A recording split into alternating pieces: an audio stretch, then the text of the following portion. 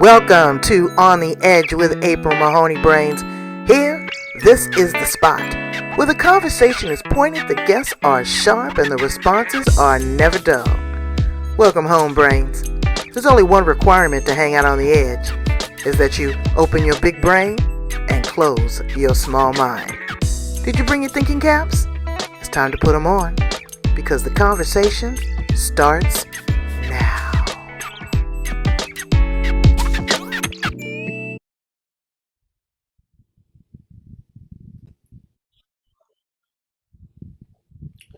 Sulonda, what are you doing there in Atlanta, Georgia? You getting that house ready? Yes, ma'am, I am ready to fly. This house is ready to be gone. Okay, well, Brains, I done told you and I done told her that she gonna sell that house this weekend, so it's not a problem. But what she is going to sell us is some information. The secret sauce to communicating with men. What? Oh my God. This woman is oh, I forgot to tell y'all where you at. You on the edge? I do that sometimes. I forget. I get so excited when my guest is on here. That's Sulonda Smith. Okay. She is now in Atlanta, Georgia. She's moving to Wisconsin. But let me tell you a little bit about her experience.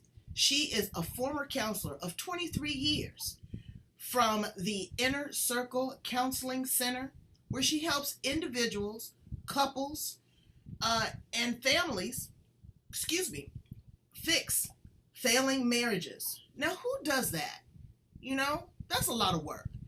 She helps them resolve family conflicts, strained co-worker relationships. We can all use that because you know there's one in every office, okay? But she also founded a 6-week online training program that helps men communicate better and build confidence in relationships around the areas of sex, support, and peace. We gonna talk about everything, even about the brother that's on the down low that don't know how to tell his wife what's going on and how to live your authentic life, who you are. Why did she pick working with men? And we gonna ask her too, how many of those men actually try to push up on you? Because you're a pretty thing, girl, and they get it confused. You know, okay, is she really trying to date me or is she really trying to help fix me? So, Brains, help me welcome her to the edge, Sulonda Smith. Thank you for that. Hello, everybody. I'm so happy to hear you want to hear more about men, which you already know you got business of your own, Miss April. So I want to share what I know, add to it. I'm always growing. So yeah, let's get into this. Well, let's dial back 23 years, okay? Because you must have started at about 15, girl. You looking good. Well, thank you for that. Yes, we can dial it back. 15 years. I'm gonna take you back to when I was age 6. Real quick. Age 6, I remember adults coming to talk to me, asking me questions, and I would answer the questions. 2 minutes into the explanation, they look at me and say, how old are you? And I said, well, last I checked, I was 6. You sure? Because you an old soul. And I know a lot of you heard that before, that old soul, because evidently what I shared worked. So ever since then, that's been my niche, rolling up to now. And even 23 years ago, when I decided to get my degree in counseling, and I still love what I do, I still love working with people. I get high when I see people happy, truly. And that's just what I am, and that's my nature. Well, I'm glad that you flying high because so many people are low. They are confused. There's a lot of conflict. They're isolated. They're insecure. They got that negative self-talk. So, honey, you got your work cut out for you. So let's go back a little bit further and let's start with conflict in the workplace. Girl, now you know you got that employee that swears they're the boss. They know everything about your job, their job. You know, you got the office gossip and the trash talk that's going on. And that really creates a dysfunctional workplace because you are now distracted. What do you do with corporations when you go in there, do a little fact finding, and figure out how to create some harmony among the family of coworkers? Well, that's a really good question because it's not just the company. we bring behaviors inside the company from our own personal development from we were children. So how we saw our parents or caregivers or whomever they were act and react to certain situations, we do that. So we take that into corporate. That's the first place that I start. Now, a lot of people may not know that when you're a trainer or your organizational development person, you also start with the CEO or the owner of the company because they set the precedence, they set the tone. Right. So I interview them too, and I interview the employees about middle management, upper management, low management, the owner. So I go through everybody to figure out what's happening, where's the common denominator. The second important piece to this is helping everybody with what you said earlier, feel as authentic as they can in the workplace. Sometimes it's hard because you got to be somebody else to maintain a position. Now, or you got to bring your representative to work with you in your case. Keep it real because many of us have been doing that for years, right? Yes. Depending on what situation you've been in. And having the bravery to be authentic, to really truly be yourself takes a lot because that also might mean it's time for you to leave that position. So I go in working in the undercurrents. I just don't do the surface. I go in helping people realize, is this where I'm supposed to be? And if it is, how can I give my best despite all of the drama and the attitudes and the mishap that happens in the workplace? So that's the foundation. And that's huge, okay? Because, you know, the CEO is too busy and they say, okay, just go ahead and fix everything. But the pyramid is actually inverted, brains, okay? And it starts from the top down. And people need to understand who they're working with. Just because a person has an attitude, you don't know what they just left. You know, they may not have childcare. They may be working and still can't pay their bills. You don't understand what the root cause is. And you don't have to be best friends with your coworkers. Because, you know, there was a lot of things I would create boundaries. They don't need to know all your business, okay? All your phone calls and because they over listening on the other side of that cubicle. They know all your business. They gossiping. So you want to be careful of that. But also you want to bring in the good elements. If you see that someone is struggling, if you see that someone has a challenge, you know, be that voice of comfort. Get to know the people that you work with. When you see the CEO, don't act like he doesn't exist. Say hi. Let him get to know you. Because when I worked in corporate America, baby, I knew everybody from the janitor to the accounting person to the CEO. And that's very, very important. But also these relationships that come into the workplace stem from relationships that people and conflicts that they're having at home. Now with COVID, so many people have been isolated. In the home, there's sexual abuse, there is alcoholism, there is just a lack of communication. How do you tap into those areas with individuals? How do you get them to trust you, to open up, to talk about these things? I want to say you're dropping some wisdom because for people to really know their surroundings and who's in the surrounding and who people appear to be to them, key to maintaining your position and your sanity when you're in most corporate jobs. I shouldn't say most, but many are very challenging, right? So that's some wisdom that you're sharing. And I hope everybody is taking notes on that because it's very important. Relationships in the workplace. Now, are you speaking just work relationships or one's love relationships created within? Well, you know, I'm talking about the totality of the individual because, you know, again, you bring in your representative with you to work, but that's the same person that you packed in that lunch bag. You know, and what all that other ugliness, you know, the secret sauce and the big fat nothing burger, all of that comes with it. So let's go back and talk about people's personal relationships in their home and then how that translates into a working environment. Yeah, ooh, see, that's juicy because a lot of people over the years, and you said it, I've been counseling over 23 years, so I've spoken with a lot of people with different mindsets, different accesses to levels of money, to fame, to whatever. I've had all kinds of people, right? Your grandmother who just wants to sit on the porch and drink lemonade and watch everybody go by. And it seems very cool. What I found is people don't realize that they bring their subconscious behavior, thoughts, and actions to work, and they don't know they're playing out from home stuff. So one, they have to become aware that this is even happening. And if you don't have anybody that can say, you know what, how long you been doing that? Where did that come from? Well, how does that serve you? Does it support you now? Then you won't know that that behavior that you developed at home, you're doing here. For example, let's say you're married, you have a spouse, your spouse likes to talk a lot, you don't like to listen a lot.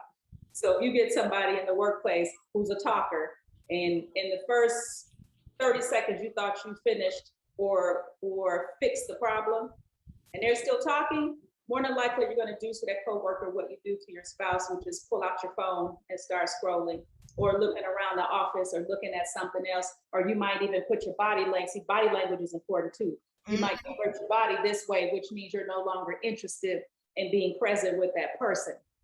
So there's a lot of behaviors, or you might just cut them off, and then they're looking like, that's cool, okay, I got it, okay, cool. And then you might run off, or you might sit there and pull out your phone. I've seen people do that. You might make faces, but that person is picking up that you're no longer interested in listening, but you haven't told them why. You can simply say, you know what, can I jump in for a minute?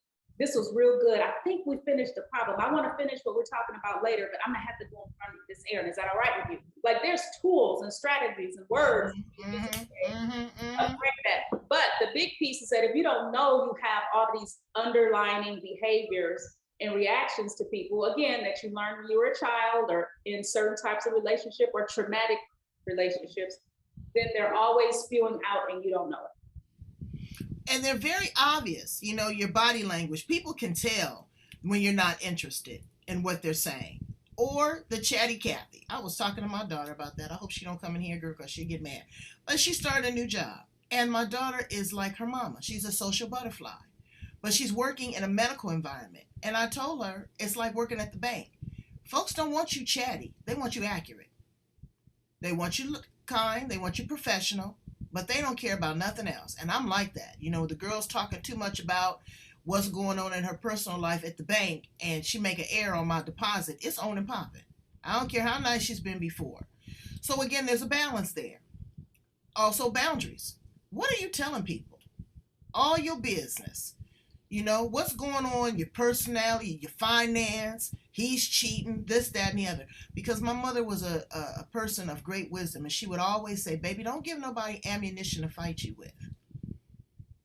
Because you tell something, and then it's like playing telephone. They gonna tell somebody, and by the time it get back to you, girl, the story done evolved into I don't know what. You know why people do that though, right? Why? Because we're by nature, we are communal people. Right. We need contact, especially women. Like, that's why we're always talking. We want that contact. We want to know that we're present, that we matter, we're worth something. But many people will share because of three main reasons. One, they don't have anybody to talk to. Nobody listens genuinely. Two, they want to feel connected and have reverence by telling somebody their story. And when someone listens, they feel validated. Right? And three, they want to talk about themselves. Most people like talking about themselves. And if they don't have an opportunity to do that anyplace, it's going to spill out. Okay, that's great to know. By nature, yes. Okay, and so again, people think that that's arrogance. But I tell people, like about the show, for example, it's not about me talking about it. It's when you're talking about it. When you connect to it and you're sharing it with me, then I know that I'm creating value. And a lot of times people like to hear themselves talk, because it boosts their self-esteem. Like you said, it validates them. It substantiates, wow, I am important. I am of significance. I am that I am conversation. But you can direct that in a lot of other ways by being impactful, influential, and insightful. So girl, let's jump the subject real quick and talk about men.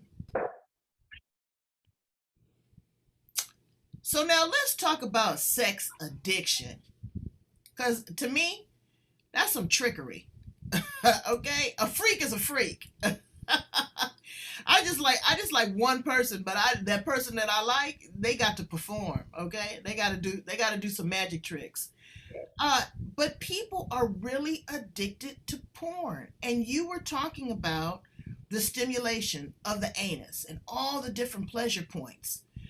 that are associated with that. There's a lot of women that like anal sex too, or like to have it, have fondled. There's a lot of women. I'm telling you, I could give you at least 90% of my friends have a mechanical friend. Mm-hmm. Yes. It is the sexual stimulation. But what is this thing?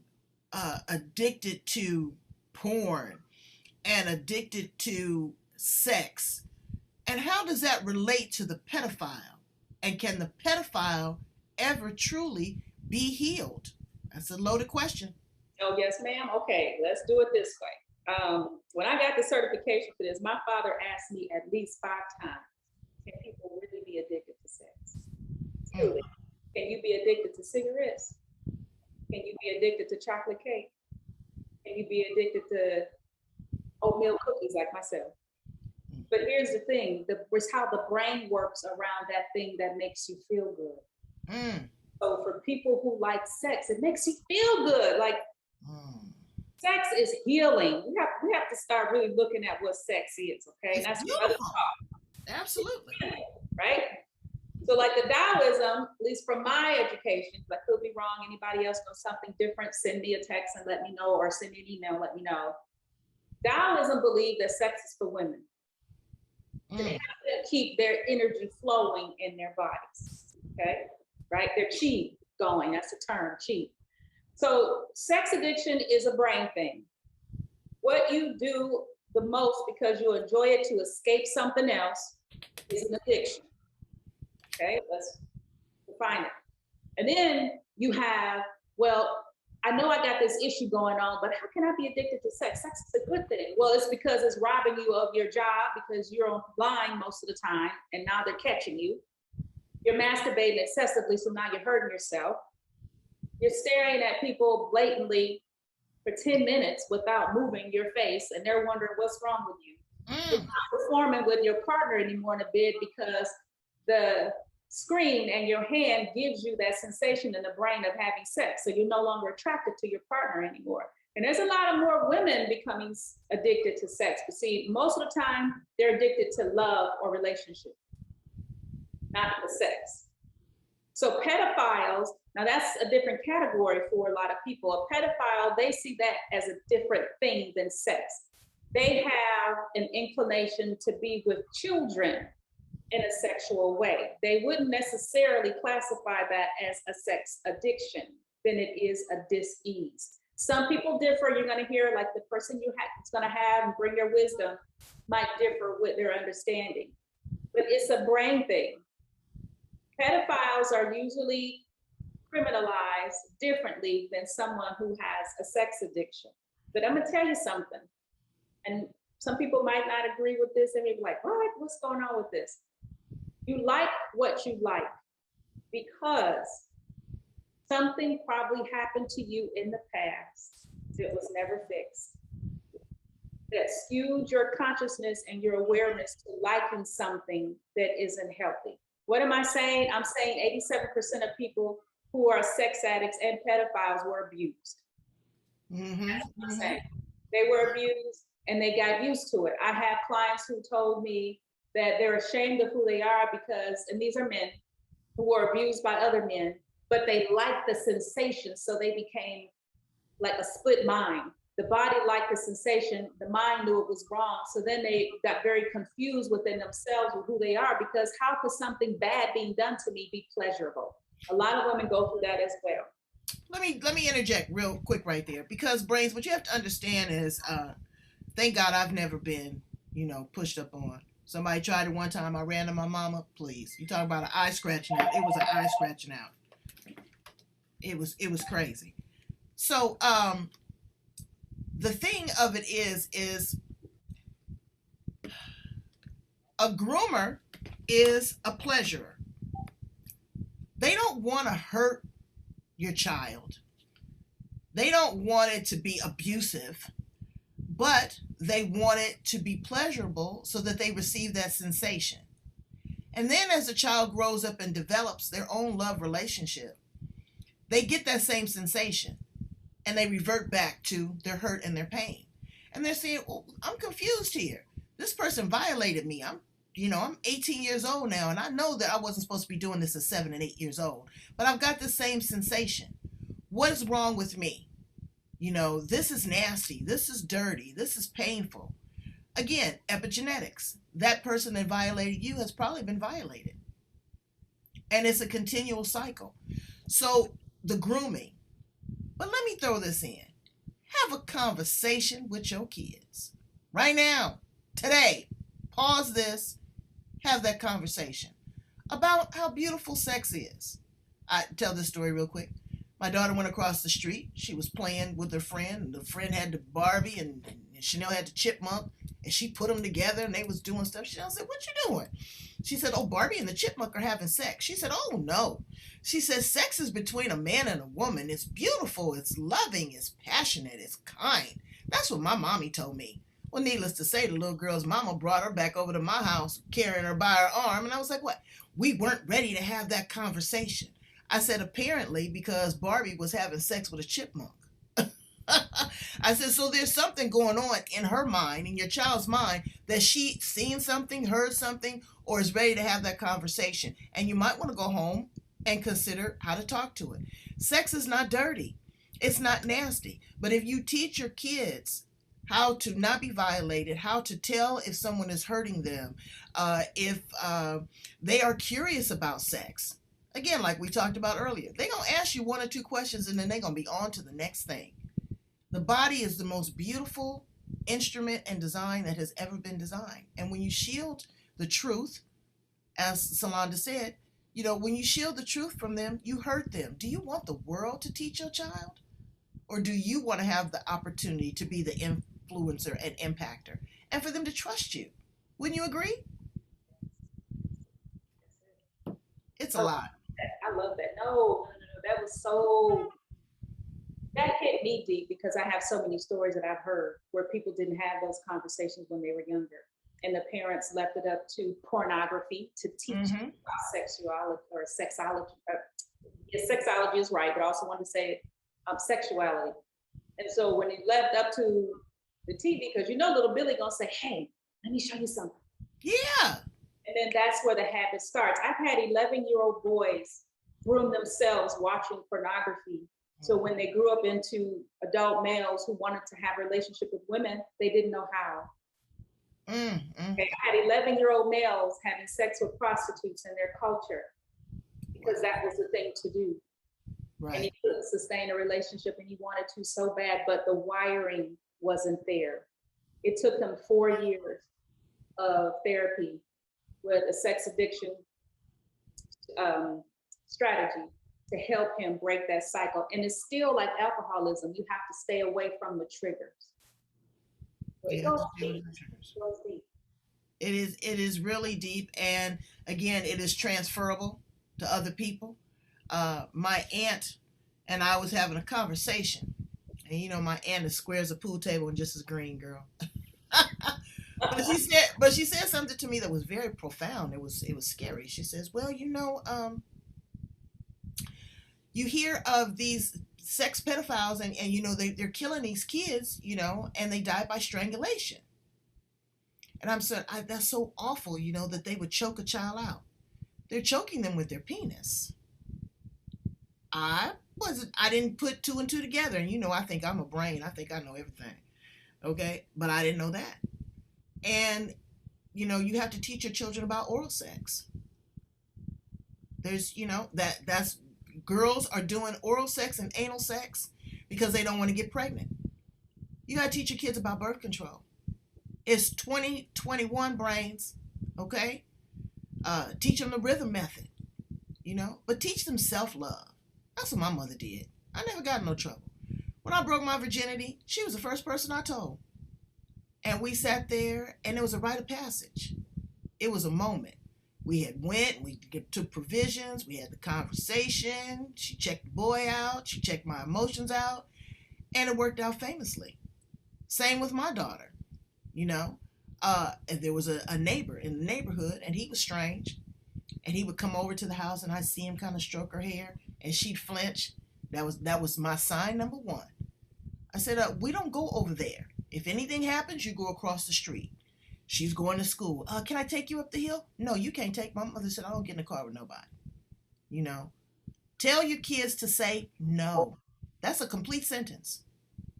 No, I don't like that. Teach them to trust you. Trust is love. I can depend on you no matter what happens. Mama gonna be there. Daddy's gonna be there. You know, if a parent is touching you inappropriately, tell. Teach your kids to tell and believe them. They're not gonna just come up with the shit. Ooh, I'm sorry. But they're not. It's not gonna be abracadabra. Oh, this is exactly what happened. No. And if you have been violated, I had one guest on my show. She said that she was 27 years old. She said that her father violated her until the night before her wedding. How do you break that? How do you break that and then look that person in the face? So there's a lot of things that are going on in the world, like we said, that are strange, that are dysfunctional, but you have to get to the root cause. And then let me ask you this too. How do you deal with a family member that has violated you? How do you show that? That's another eye scratching. How in the world am I going, Uncle Bobby coming over here and I know that they've done what they've done to my child and my child has to look at them and I have to look at them. How do I as a parent, disassociate myself from that to the point where I just don't pull out a gun and kill them? That's hard. I want to say what you mentioned earlier about parents teaching children self-love. A lot of parents don't have self-love for themselves, so they can't teach. And that I ran into that a lot with a lot of people. Like they say, okay, what's the strategy to help with this for my child? And I give them the strategy, but it comes out robotic. It's not delivered with the compassion or the love or the peace that's needed to help that child really ground themselves in that information. So I just wanted to say, if y'all don't know where to get self-love or you don't know how to access it, go to some retreats. I love retreats. Retreats help you get grounded in who you are because other people there are doing the same thing, so there's no reason to be embarrassed. So I just wanted to tag that. And on the question of how do you deal with an assaulting family member and as a parent, what do you do? Children won't tell because they believe what the assaulter says. I'm gonna kill you, I'm gonna hurt your mother, I'm gonna hurt your brother, I'm gonna hurt your dog. Mm-hmm. So they take that on, they take it in, they think that it was something that they did that was wrong. So that's how this goes on for years, especially if it's wow. So there's a lot to trust learn. A family member who looks like that. Yeah, absolutely. And as a parent, when you find out, when you hear it, please don't dismiss that child. I know. Don't do that. Don't do that. Don't negate them about that. I don't care if they are making it up or not because they can't stand, Uncle Jimmy because he comes over drunk. I don't care. Ask the child specific questions about what happened and make them feel safe to tell the story like they would come home and tell you about what happened on the playground with little Billy or Mark, right? Or Tanya. Open up that conversation. And I like, April, what you said is that start grooming them early to talk to you about the conversation, and making it a safe place. So when they are approached or something's happening, they can come and tell you. But I'm gonna tell you, there's a lot of parents who are in denial when they hear their child come to them and say, your boyfriend, daddy, grandpa, cousin, neighbor, right? Auntie, that's happening too. Okay, is hurting me. She wouldn't do that to you. Why would you make that up? That is the biggest insult that you can ever give your child, is to not believe them because you just taught them that the world is not safe and they're forever going to put them themselves inside and hide and show a face that's not them, going back to that authenticity we talked about in the beginning.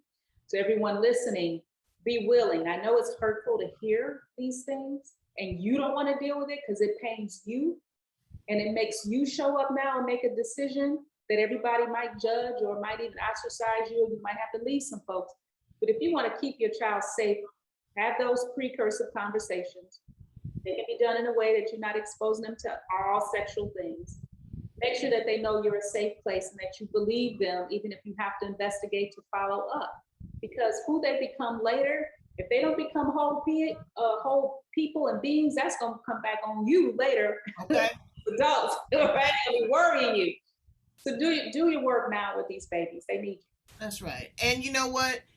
so many times people are so hungry for love themselves that they will subject their children to anything. And that's men too.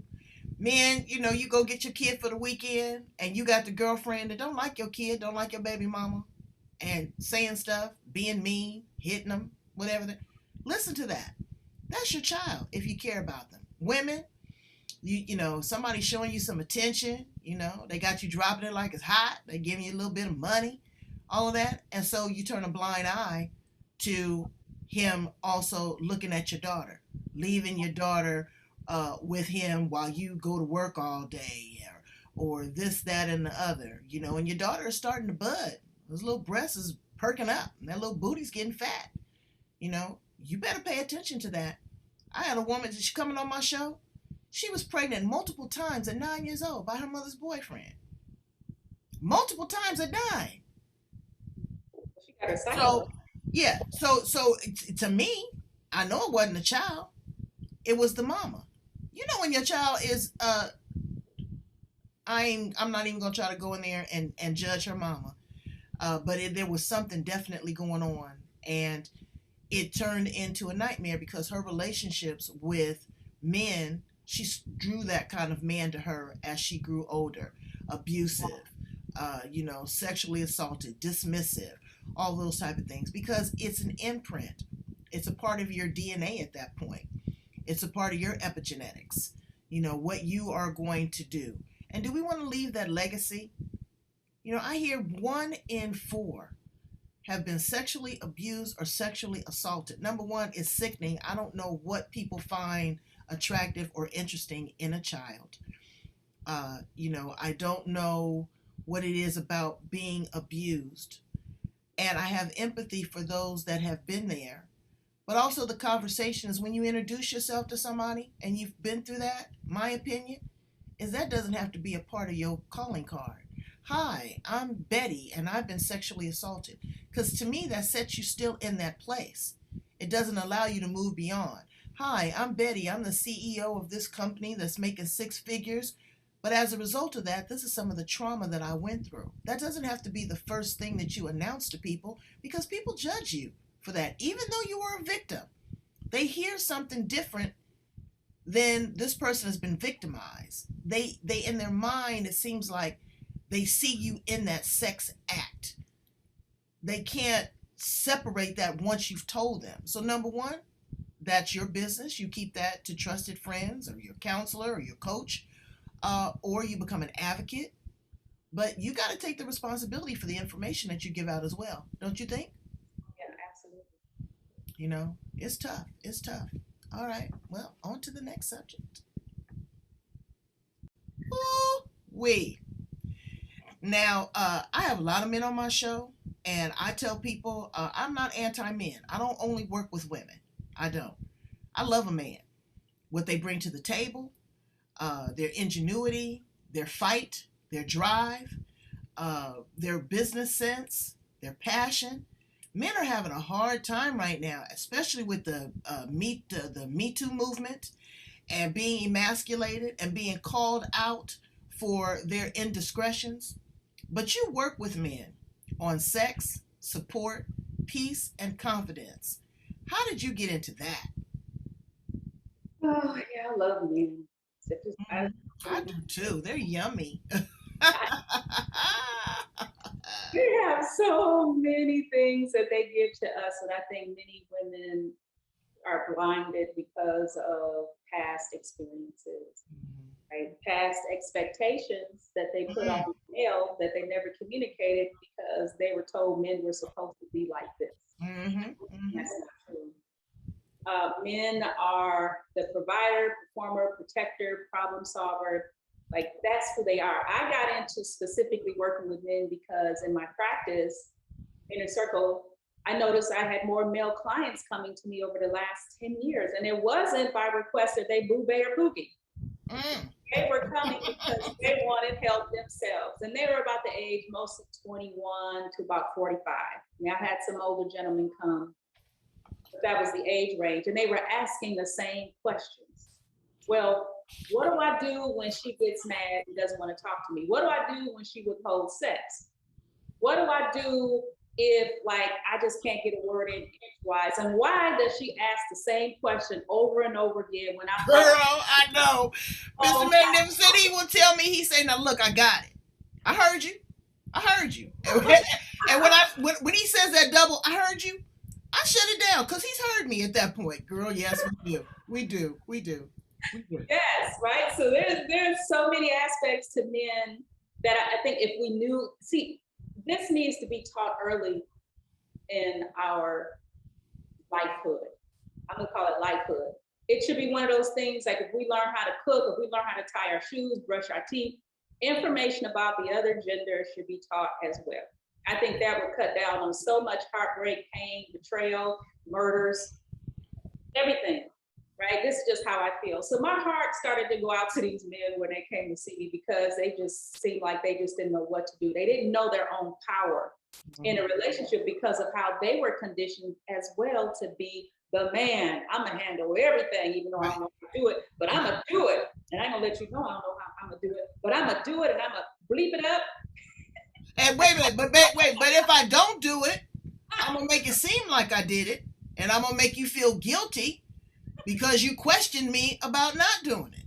And the reason why they want to make you feel guilty about questioning is because they feel badly and they feel like a failure because they couldn't do Absolutely. it in the first place to help you be happy.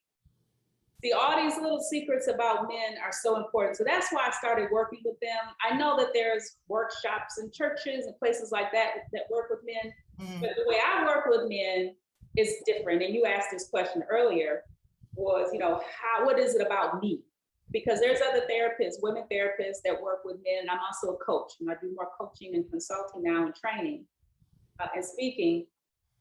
But there's something about making light of situations, feeling like they have choices and giving them strategies to work with the women in their lives. I teach them about women. So that in itself makes them feel better about the relationship and they don't think they've been duped. Because a lot of them will say, she's not who she used to be. Mm-hmm. Right? When we first started dating, she changed. Right? And then they start to change. And they don't want to give to the relationship anymore because they're not getting what they used to. Men want what they started out getting. That's how they are. That's why I work with them. They just want to know how to do it. But Sulonda, it's hard to start out. Now I've been married 37 years. And I love him, but I have to come up with a new strategy because I can't do some of the things that I was doing 37 years ago. Yes. And you know what? And honestly, I don't want to do some of the things that I was doing 37 years ago because I was in training. Yes. And this is, just like running a race, honey. This is not a sprint. This is a marathon. And you are in it for the long haul. I want to go back to one thing that you said. And female brains, check this out. She clearly said, why is she withholding sex? Okay? Sex is a great pleasure. If it's pleasurable. Okay? But you don't have a patent on it, baby. There's 2.4 billion people in the world, and 1.2 billion of them is females at least. Okay. So sex is not something that you can use as a weapon or a tool. And when you do that and they get used to missing it and not wanting it, then they seek out other options. And sometimes those options are of the same sex. Let's jump to men on the down low. Ooh. Oh. I don't know. I don't know what I would do. I would scratch his eyes out. Okay? And it's not so much the fact that they are with the same sex. It's just that you done give my slice of pie to somebody else. But the intimacy and the dark secrets and the pain and the suffering that this individual is living with is scary too. That's what's scary because you're not able to deliver who you are authentically. And that's for women that's on the what men are on the down low, so what do we call the women up on the up high? But yeah, there's a lot of secrecy going on in the world and it's dangerous. See, that's what pisses me off. You done took me to bed with y'all. Okay, there's all kind of stuff. COVID now is in the bed with y'all. And sexual indiscretion, lies, the money's going different places. Girl, speak to us on that, because that's a lot of that going on. You already said a mouthful, okay?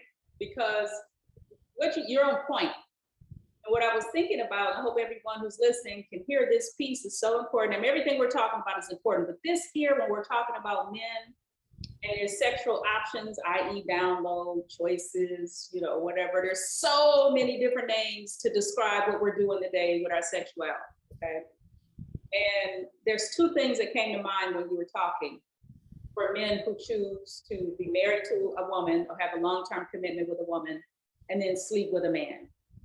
One was they are same-sex oriented, but don't want to face the world with their choice. Okay, same-sex oriented and don't want to face the world. They don't want to be labeled. They don't want to be labeled. And the other one is that they authentically enjoy it because that's who they are. And they desire being with a woman to create a life, but just enjoy the sexual nature of being with a man. Now, I'm gonna get a little deep here. Is that all right? Girl, I need a shovel. How deep you want to go? I get the shovel. With many clients that I've had, they talked about the actual physical contact during sex. Mm-hmm.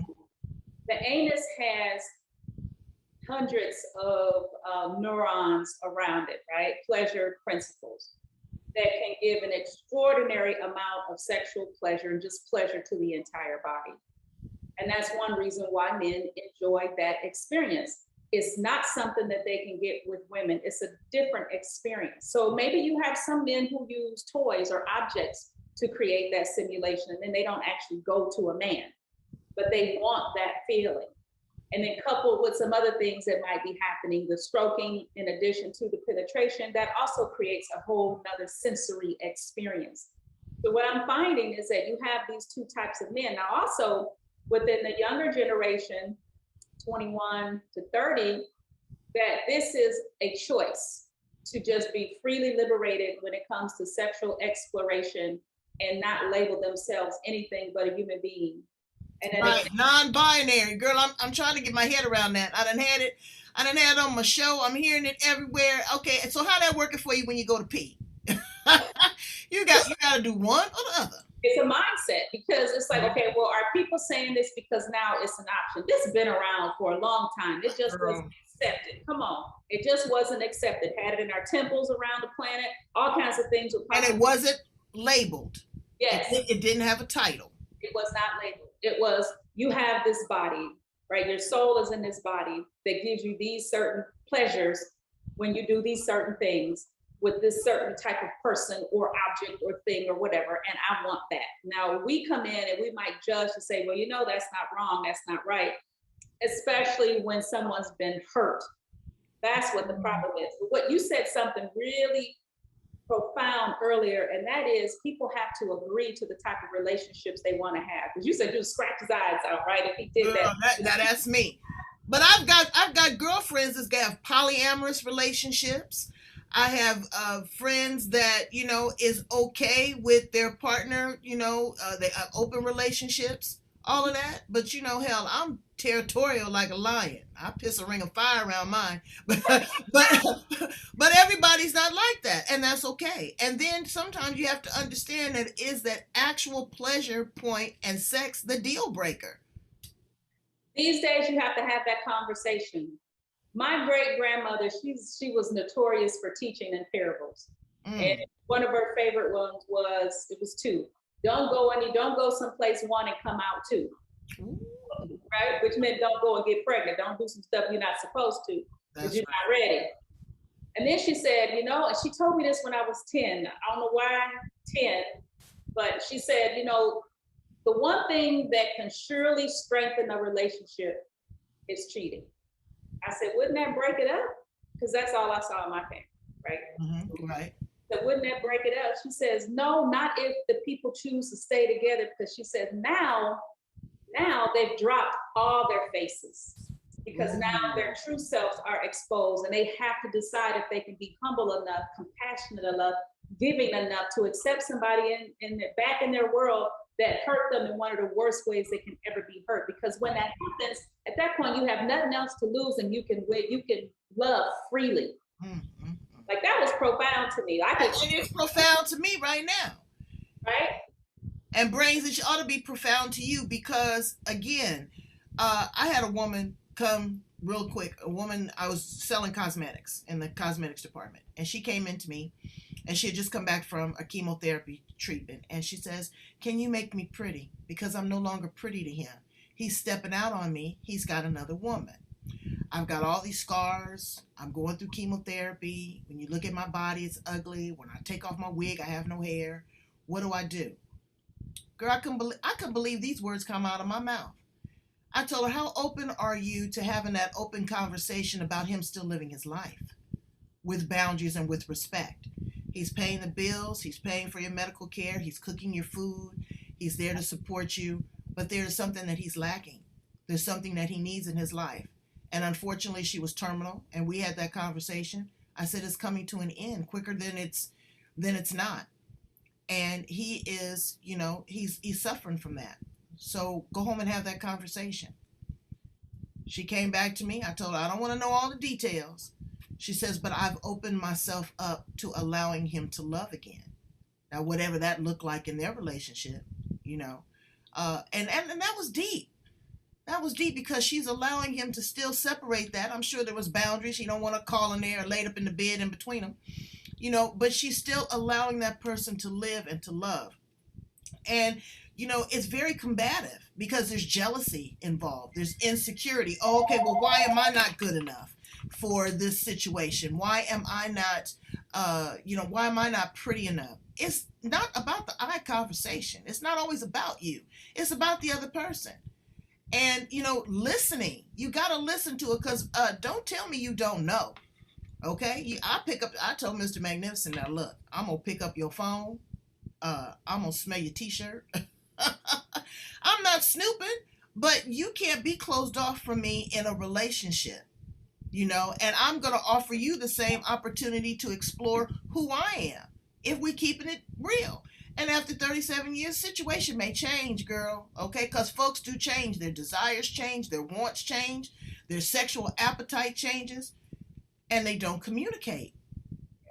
So when you go into these relationships and you find something combative about that, what are some of the things that you encourage people to start to unpack?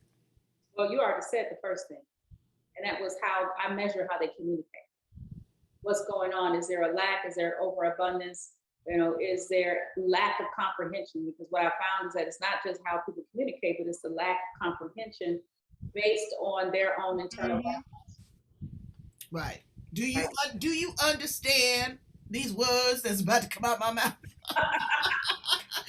Because talking is one thing, but communicating and understanding is something different, and that's why you need experts like Sulonda to help you again unpack and actually hear what the person is trying to say, right? You know what the big block is, though? And everybody has this, everybody's listening. If it's not part of your relationship now, maybe at some point it was with somebody else. Fear is the main issue because we get stuck living in these compartmentalized ways of being based on how the commercials are, the movies are designed, the movies are played, the conversations with our caregivers, pain that we experience first off growing up. All of this shapes who we are. And when the fear sets in, we're always in this flight or fright or freeze mode. It's not a continual flow of being on the planet, right? Just knowing that stuff is going to happen and all you got to do is just kind of push stuff awry. Sometimes stuff you have to shove, some stuff is a real slow move, but everything is meant to happen in a way for you to have a lesson behind it. Now, I didn't say people deserve what they get or what they go through. I didn't say that. I'm saying there's always an opportunity to figure out a lesson after something's happened so you're not repeating it and you're calling in the same kind of people into your life.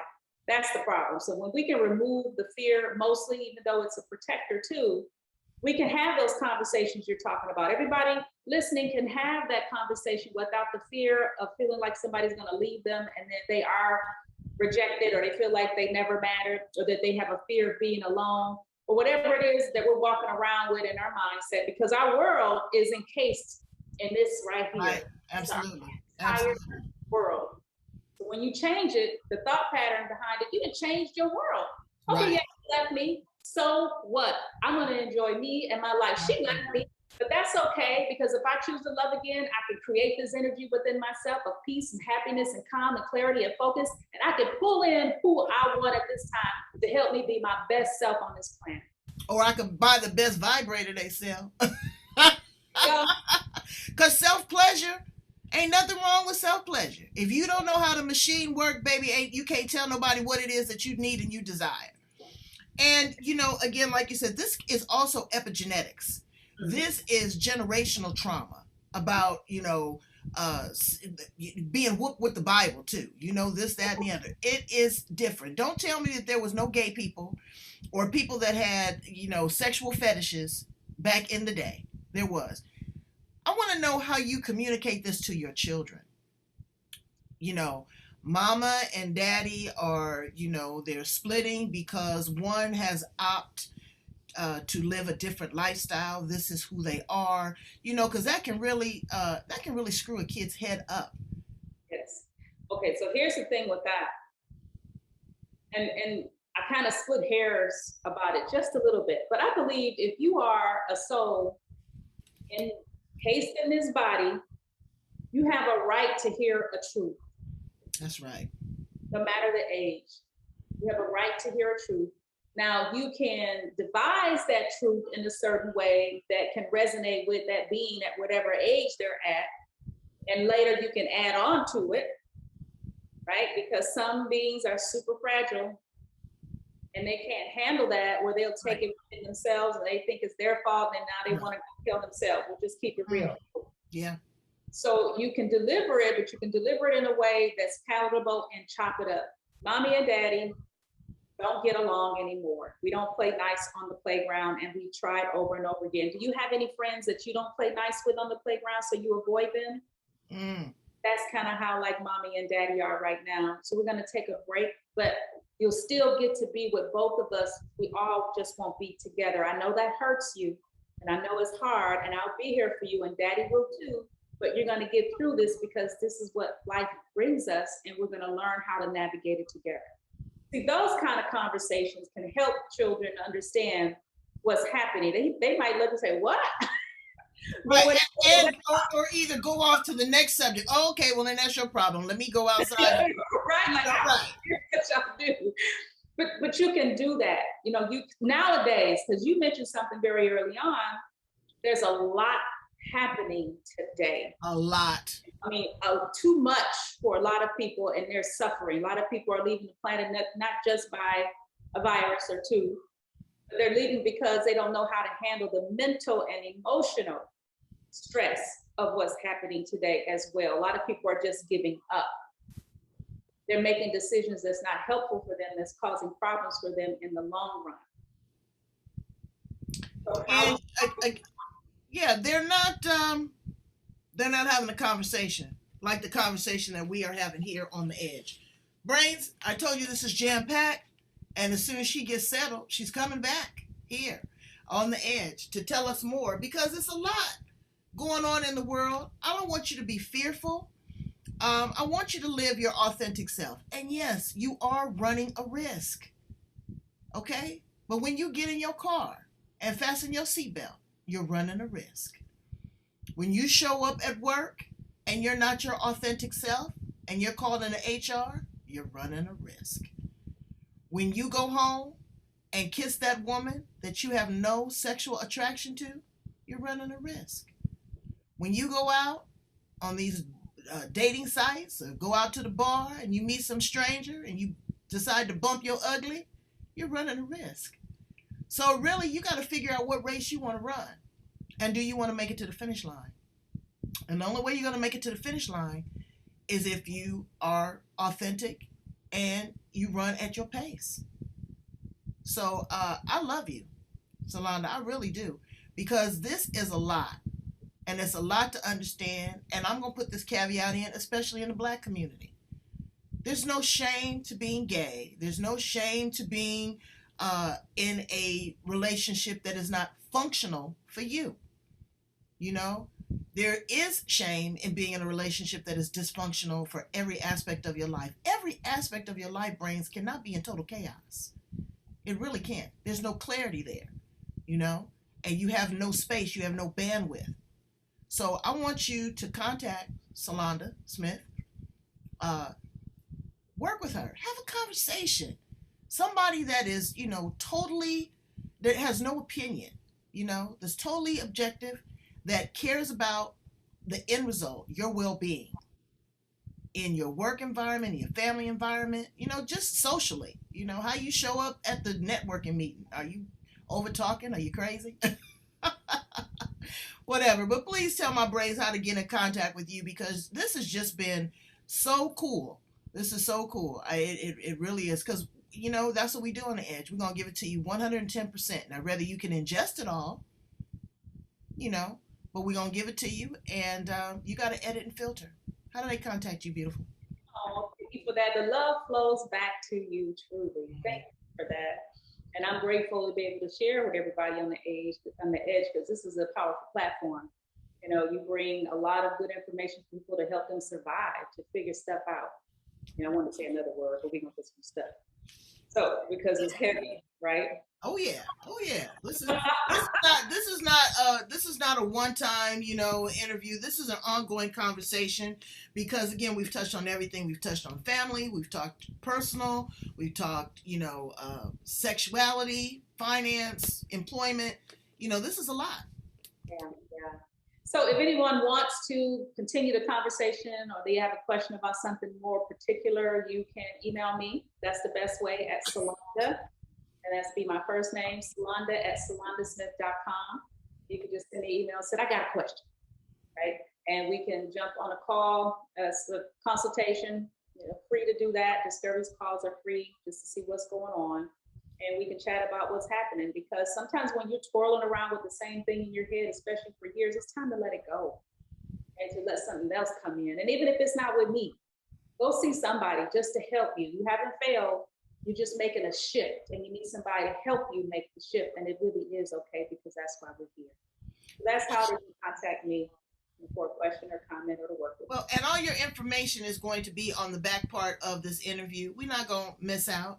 And, you know, there's a lot of people, and women, you know, women, you are on the low too. You know, you got a fetish for Kim that comes into the office, and you looking at her like, yum, looking at her like she's a pork chop. But you have to, again, you got to get over that, or you got to get with it, one or the other. Because if you don't, you're really creating a awful space for yourself. You'll never be able to be happy, you know. And God makes no mistakes. Don't let folks whip you with the Bible. Have your own personal relationship. Not the one that is through the pastor, not the one through the first lady or the women's auxiliary, you know, those other talking heads. Have your conversation with God and see what he says, you know, or what she says, goddess, you know. Thank you so much. You are a beautiful soul. I love it when I let folks up in the room with two sisters, because they don't get up in the room too often with us. We got a lot of people from all over the world, but they don't understand that what we're trying to do. And this is not a black thing.